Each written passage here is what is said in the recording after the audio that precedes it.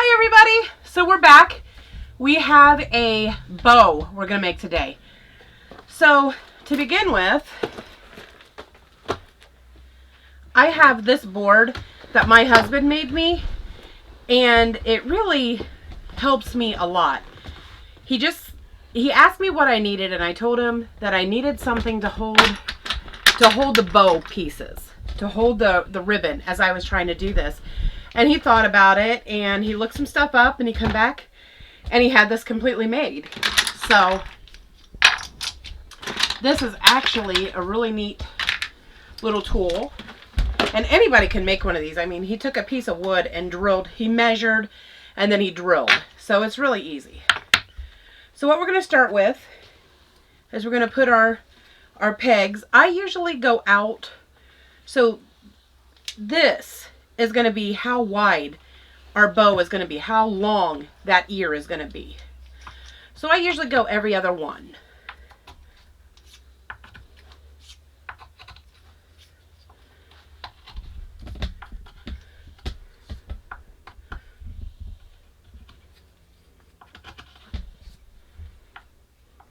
And in the middle, I always put it down a little bit. I actually feel like this one should be here. So we're going to have a bow with 9 loops, but I'm going to make it 3 wide, so we're going to have actually 27 loops. I always put the middle one down a row, or even 2 sometimes, because you want that little stubby bow. Please excuse the marker on my hands. That was from another video. But you always have that little stubby area in the middle, and then all the big poof around the edge. So that's kind of what we're going to start with. So what I have is I have 3 different rolls of ribbon.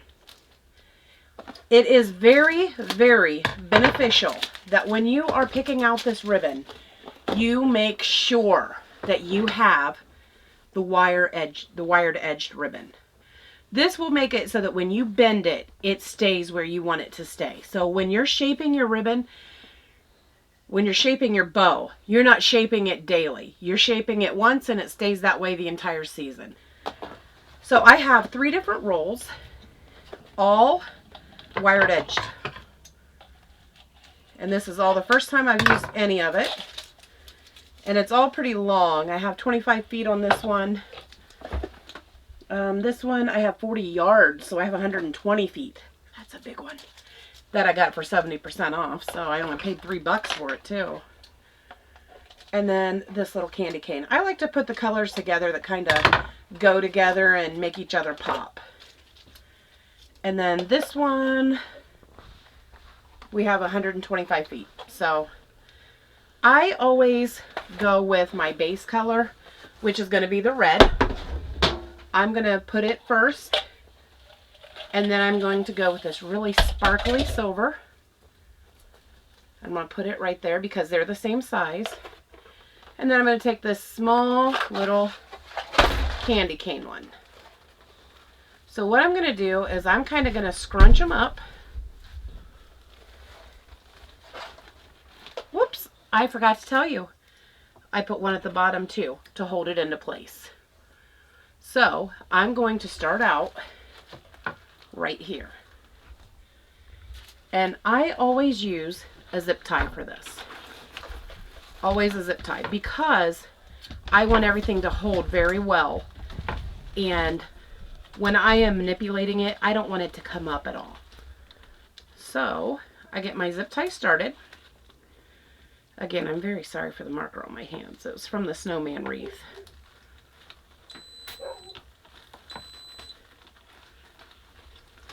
So I want to make sure that everything is caught in this. So I want to make sure that everything is contained in this, so you're not worried about loose ends. Then I will pull the zip tie tight. I've seen people use actual tools to make it tighter. Just hand tight's fine for me. So the key here, when you're making bows, everybody knows the key is in the twist. So, same here. The only difference is the twist is much, much easier with this. So I usually go from the inside to the outside. So I'm going to start here, and you want to make sure, and here's how you know if your twist is working right. If the decorative part of the bow is to the outside, you know you're right. So when you get down to the center, this is where we're going to do that crazy twist. We're going to twist and go up around the next peg.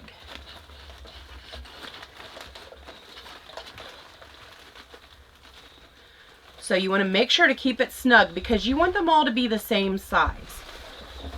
I've seen people use 4 or 5 different types of ribbon and it works just fine. So now I'm going to twist again to go around the next peg. Now sometimes you just have to kind of stop and kind of put your ribbon in check because it wants to turn, it wants to twist, it's not sure. So the key here is to be in charge of it. So I'm going to twist.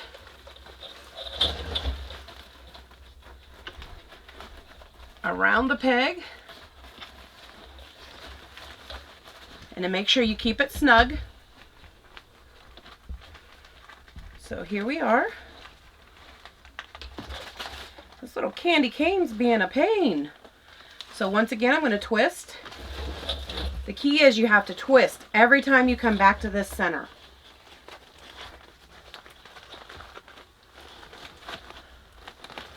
And I want it all to be down here. I don't want any of them to be raised like it's trying to be right there. I want them all to be in the same area. So now I'm going to twist again.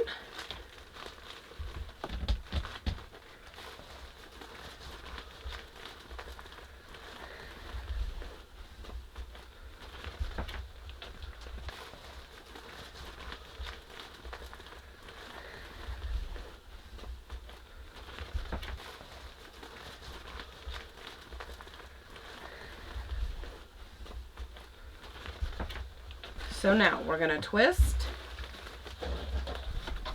Same thing. I'm going to try to just keep them all kind of tidy. Almost done already. We just started. We're almost done. So we're going to bring it right back to the center. And we're going to twist. Boy, this candy cane.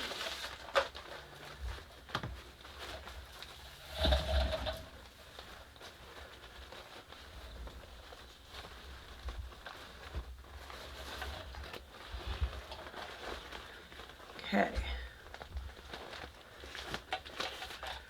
Almost done. Then the candy cane can be happy for a bit. So then we're going to twist again.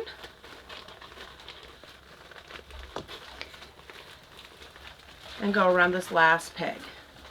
Now when we come around here and back to the front, I usually get another zip tie and I put it through all of this.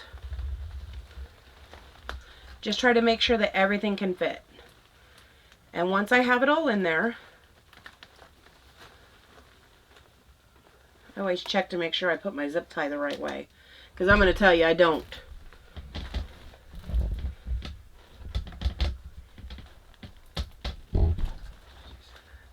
So, now that I have it all secure, I can pull it off. And I can set my homemade bow maker aside, because I'm actually done with that. Completely done with that. So, now this is what we have. Now this tail, I generally just make it as long as I want the bow to be, the tails to be. So, I'm going to make it about that long. These left-handed scissors are not my friend. So I will pull tight once again, make sure that everything is good and tight, and then it's time to fluff the bow. When I fluff the bow, I kind of keep everything, I have an order that I do it. So if I pull the candy cane out on the left or the right side this time, I just want to make sure that when I move on to the next loop, that the candy cane's not in the same spot. I don't want them to be in the same spot. I want variety throughout. So just give a good tug. As long as you have everything as secure as you should with your zip tie, it should be fine.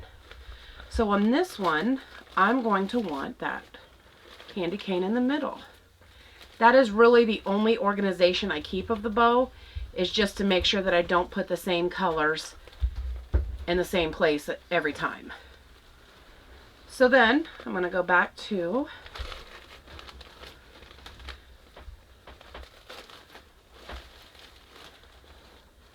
and then here's our little guy in the middle, which could very well be my favorite piece. So you want to make sure you have that.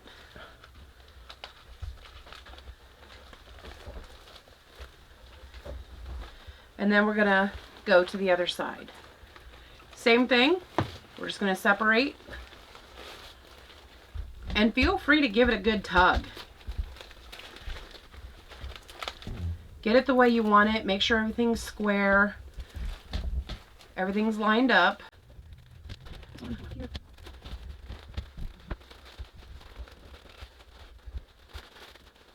Okay. So now that you have them the way you want them, now is when you go back through and start widening those loops to make it big and tall. The bigger the better. You want this big, grand, fancy bow. So once you have it all separated, this will be the bow that everybody's making, everybody's putting on their tree. It just looks nice. All the colors are coordinated.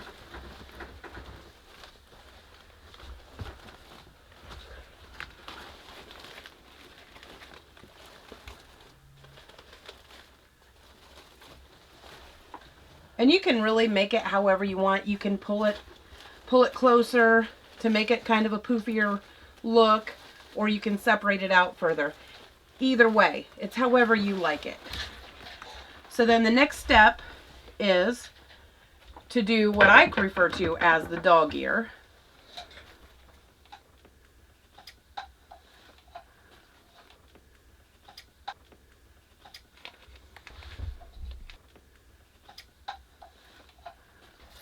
Which is just like this. Super easy. You just make that little V. Now what I tend to do is, generally, depending on the size of this bow and where this bow is going to go, sometimes I'll cut a long piece and put off of this so that I can have a lot of tails hanging. But this one, I think it looks good like this. So the next thing that I generally do is I just kind of wrap my, and this is probably too big. Let me actually use this. Let me put it away so I don't cut myself in the process. But I take this, oh, I went the wrong way. I take this and I wrap it. And then just like if you're curling hair, you kind of pull and it'll make that nice curl.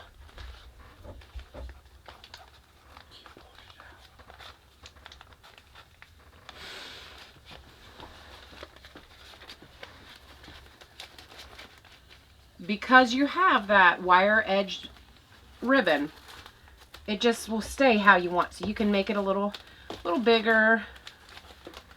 It's just kind of a grand look, I think. Grandiose.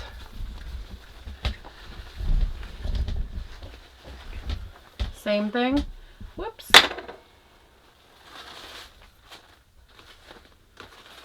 So you have your curly ribbon.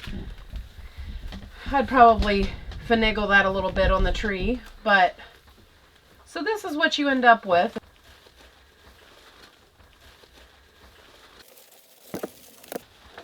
And there you go. Usually I take that zip tie on the back and I kind of hook it to whatever I want it to stay on. Kind of put something through that little area and it just stays right there. And that's our bow. Thanks for watching.